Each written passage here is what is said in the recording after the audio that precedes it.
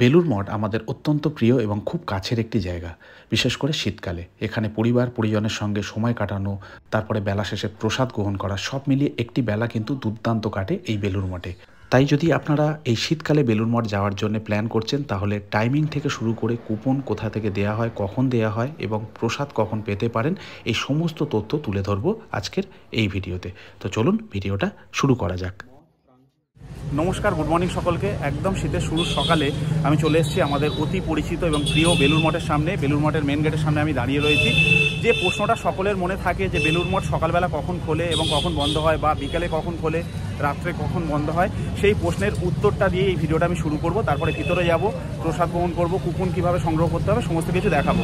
তার আগে আপনাদের দেখিয়ে দিই এই বেলুড় মঠ কখন খোলা হয়। তো এই হচ্ছে মেন গেট, আর এখানে একটা বোর্ড রয়েছে, দেখতেই পাচ্ছেন এপ্রিল থেকে সেপ্টেম্বর, যেটা অলরেডি আমরা পাস করেছি। এখন আমরা অক্টোবর থেকে মার্চে আছি। যাই হোক, দেখিয়ে দিই আপনাদের। সকাল 6:30 থেকে 11:30 এবং বিকেল 4টে থেকে 9টা। এটা এপ্রিল থেকে সেপ্টেম্বরের কথা বলছি। এবং অক্টোবর থেকে মার্চ সকাল 6:30 থেকে 11:30 এবং বিকেল 3:30 থেকে 8:30। এই হচ্ছে টাইমিং।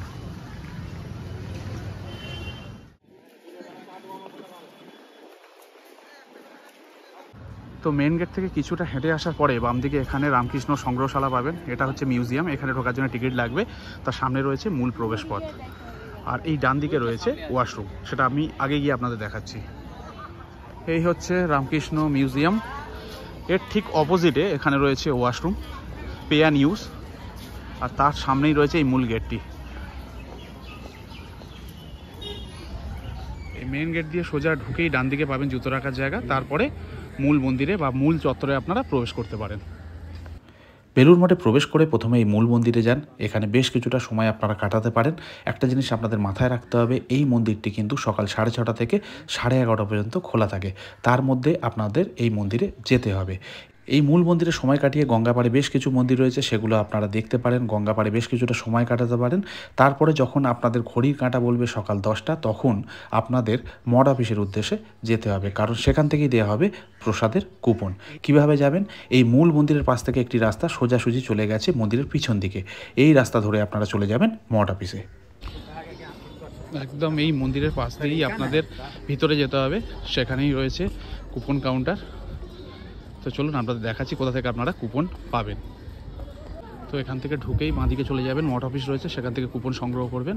আর এদিকে রয়েছে স্বামী বিবেকানন্দর সেই বিখ্যাত আম গাছ। ভিতরে প্রবেশ করেই বাঁদিকে চলে যাবেন, বাঁদিকে রয়েছে অফিস। সেইখান থেকেই এই প্রসাদের কুপন দেওয়া হয়। কুপনের কোনো মূল্য থাকে না, যেটা আপনার মনের ইচ্ছা সেটা আপনারা দিতে পারেন। আর কুপন দেওয়ার টাইমিং হচ্ছে সকাল 10টা থেকে 11:30। কুপন সংগ্রহ হয়ে গেলে আপনারা গঙ্গাপাড়ের এই সমস্ত মন্দিরগুলো এক্সপ্লোর করতে পারেন বা এখানে বসে কিছুটা সময় কাটাতে পারেন। শুধুমাত্র একটা জিনিস আপনাদের মাথায় রাখতে হবে, আপনারা বেলুড় মঠ চত্বরে থাকুন কিংবা বাইরে থাকুন, আপনাদেরকে 11টার মধ্যে এই জায়গায় এসে হাজির হতে হবে। প্রসাদ হলের সামনে এসে লাইন দিতে হবে। তারপরে কুপন দেখিয়ে আপনারা ভিতরে প্রবেশ করতে পারেন।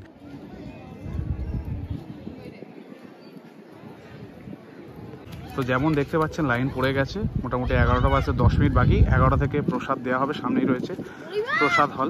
ভিতরে যাব, আপনাদের দেখাবো।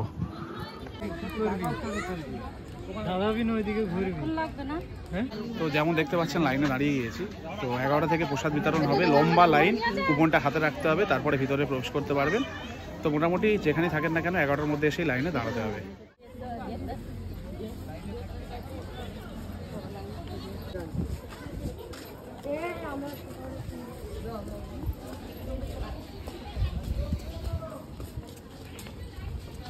লেখাই রয়েছে ওয়ে টু প্রসাদ হল।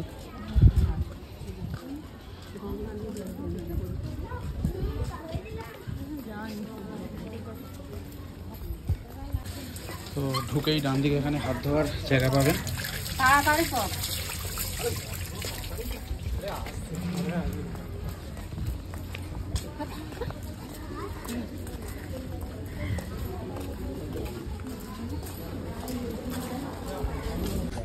তো আমরা গঙ্গার পাড় বরাবর যাচ্ছি প্রসাদ হলের দিকে। বহু মানুষের আজকে সমাবেশ হয়েছে, মানে এতটা আমি দেখিনি। আগেরবারে এসেছিলাম আগের বছর। তো ভিতরে যাই, আপনাদের দেখাই কী কী প্রসাদে থাকছে এবং কী ব্যবস্থাপনা রয়েছে আর কি। আর একটা জিনিস মাথায় রাখতে হবে, যদি কোনো কিছু জিনিসপত্র থাকছে অবশ্যই নিয়ে চলে আসবেন, কারণ এরপরে আপনারা ভিতরে যেতে পারবেন না, খেয়ে এখান থেকে বাইরে বেরিয়ে যেতে হবে।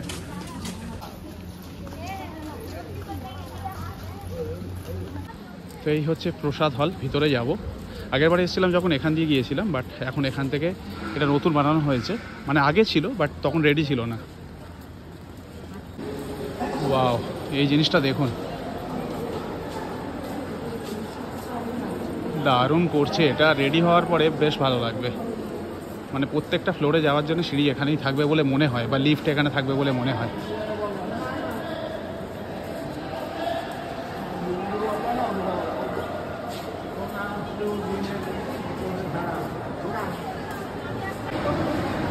জাস্ট এরিয়াটা দেখুন, মানে সুবিশাল, আর সব কিছু আগে থেকে এখানে সেট করা রয়েছে।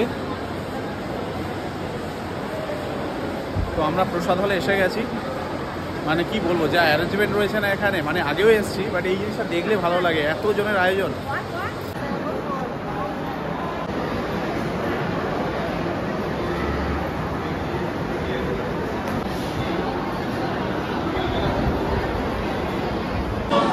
তো এসে গেছি প্রসাদ হলে, বসে গেছি। এই জায়গাটা যতবার দেখি না ততবার আমি মানে অবাক হয়ে যাই, মানে এত লোকের অ্যারেঞ্জমেন্ট দারুণ। দেখা যাক আজকে প্রসাদে কি রয়েছে, সেটাই আপনাদের সাথে শেয়ার করব।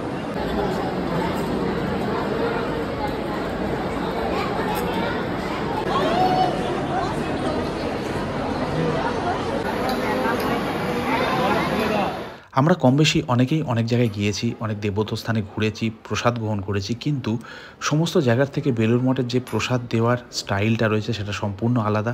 এদের বসার যে অ্যারেঞ্জমেন্ট সেটাও অনেকটাই আলাদা, তার সঙ্গে পুরো ব্যবস্থাপনা যেভাবে এখানে করা হয়, যে সিস্টেমে পুরো জিনিসটাকে অর্গানাইজ করা হয়, সেটা কিন্তু অনেক জায়গার থেকে আলাদা।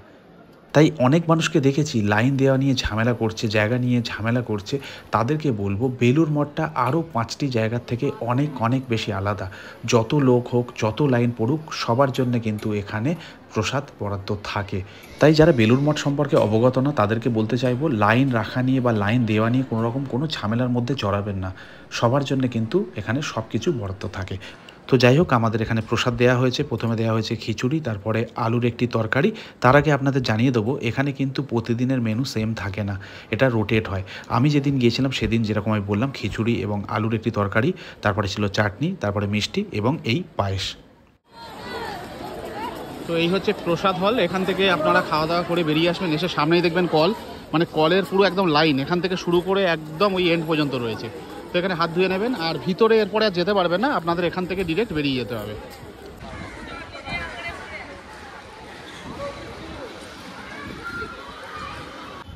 তো এই হচ্ছে এক্সিট গেট। এখান থেকে বেরিয়ে দেখবেন এখানে একটা বোর্ড রয়েছে, লেখা রয়েছে মেন গেটের দিকে একটা বাস স্ট্যান্ড, একটা ওয়েটিং হল, একটা ফেরিঘাট। মানে এটা খেয়াল করলে আপনারা আপনাদের গন্তব্যে পৌঁছে যেতে পারবেন। তো আমাদের তো প্রসাদ খাওয়া হয়ে গেছে, এবারে আমি যাচ্ছি মেন গেটের দিকে। ওখান থেকে ফেরি নিয়ে বেরিয়ে যাবো দক্ষিণেশ্বর, সেখান থেকে মেট্রো। মানে আপনাদেরও এরকম যদি প্ল্যানিং থাকে আপনারা সেই মতন বেরিয়ে যাবেন। যদি থাকতে চাইছেন, এখানে ওয়েটিং হল রয়েছে, থাকতে পারেন, কারণ বিকালবেলা ফের আবার 3:30-র সময় এটা ওপেন হবে 8:30 পর্যন্ত। যেহেতু এটা অক্টোবর মাস রয়েছে, প্রথমেই আপনাদের বলেছি, তো সেই মতন আপনারা ওয়েট করতে পারেন। আর যদি ওয়েট না করছেন, যে রাস্তা দিয়ে আমি যাচ্ছি এখান দিয়ে ফেরিঘাট কিংবা বাস স্ট্যান্ড আপনারা চলে যেতে পারেন। এই সামনেই রয়েছে বেলুড় মঠের মেন গেট। আমরা এই দিক দিয়ে এলাম, প্রসাদ খেয়ে আমরা বাঁদিকে বেরিয়েছি। মিনিট 4 মতো হাঁটতে হলো, 3-4 মতো হেঁটে কিছুটা এগিয়ে আসলেই বাঁদিকে পেয়ে যাবেন বেলুড় মঠের মেন গেট, আর সোজা গেলে ফেরিঘাট, আর ডান দিকে গেলে বাস স্ট্যান্ড, মানে মেন রোড আর কি। তো আপনাদের একটু দেখিয়ে দিচ্ছি, এই হচ্ছে মেন গেট, এখান থেকেই আমি শুরু করেছিলাম।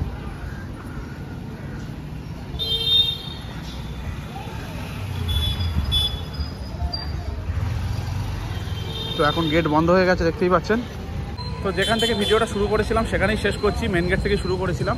তো মোটামুটি আজকের এলাম, যা এক্সপিরিয়েন্স সেটা তুলে ধরলাম। কুপন কীভাবে পেতে পারেন, কখন প্রসাদ দেওয়া হয়, সমস্ত কিছু যতটা সম্ভব আমি চেষ্টা করলাম তুলে ধরা। তো মোটামুটি শীতের মরশুম, আপনারা অবশ্যই আসবেন। ডে ট্রিপের জন্য এখানে আসতেই পারেন। টাইমিং থেকে শুরু করে সমস্ত কিছু বলে দিয়েছি, কোনো আলাদাভাবে কিছু চেঞ্জেস হয়নি। তবে এখন ফটোগ্রাফি এবং ভিডিওগ্রাফির ওপর একটু কড়াকড়ি রয়েছে, বাকি সব কিছু নর্মালি রয়েছে। তো এটুকুই আপনাদের দেখানো ছিল।